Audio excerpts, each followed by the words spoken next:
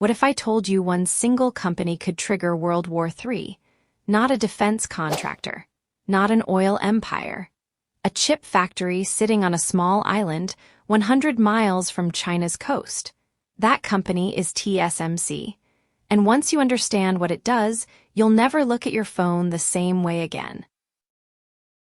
In 1987, a man named Morris Chang had an idea that would quietly reshape the entire global economy.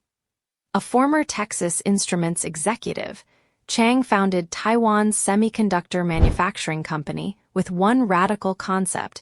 Instead of designing chips and making them, TSMC would do one thing only: manufacture chips for everyone else.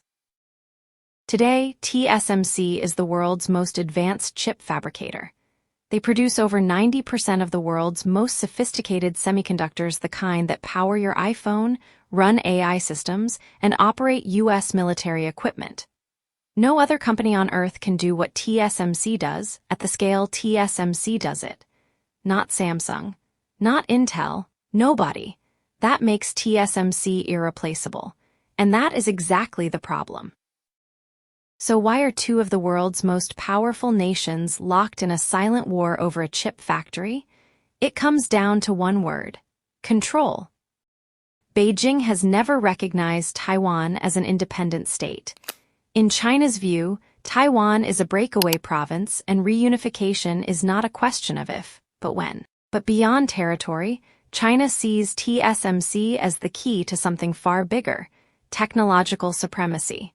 Right now, China cannot build the world's most advanced chips on its own. That dependence is a chokehold, and Beijing knows it.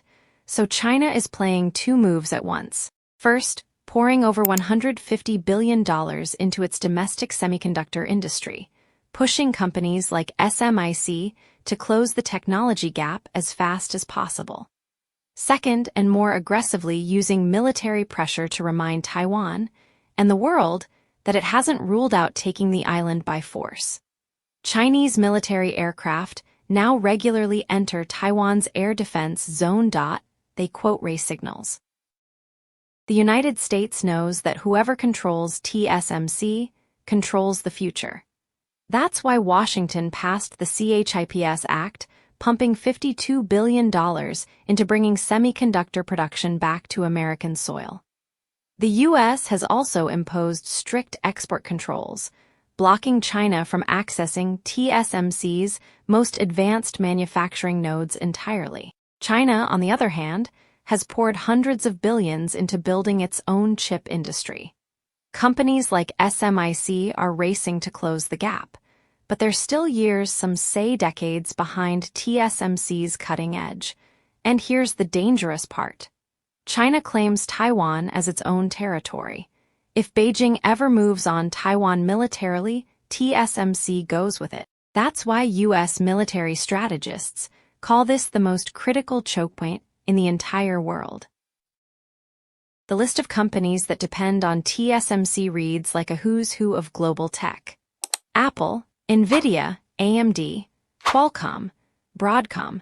Between them, they power every major platform, device, and AI system on the planet.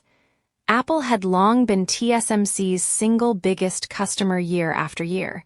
No one came close. But in 2025, NVIDIA overtook Apple in spending, hitting $35 billion, compared to Apple's $28 billion.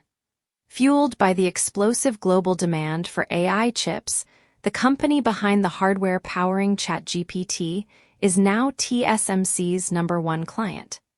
That shift alone tells you everything about where the world is heading. TSMC is not just a factory. It is the axis on which the modern world turns. Every smartphone, every AI system, every advanced weapons platform, it all runs through one island, one company, one supply chain that the entire global economy cannot afford to lose. Ray Dalio, in his book Principles for Dealing with the Changing World Order, laid it out plainly: whoever wins the technology war wins the economic war. And whoever wins the economic war ultimately wins the world. That race is already underway. The chips are already being moved. And Taiwan, whether it wants to be or not, is sitting at the center of the board. Which side will be holding the board? And you, do you think the world is ready for that answer? Let me know in the comments.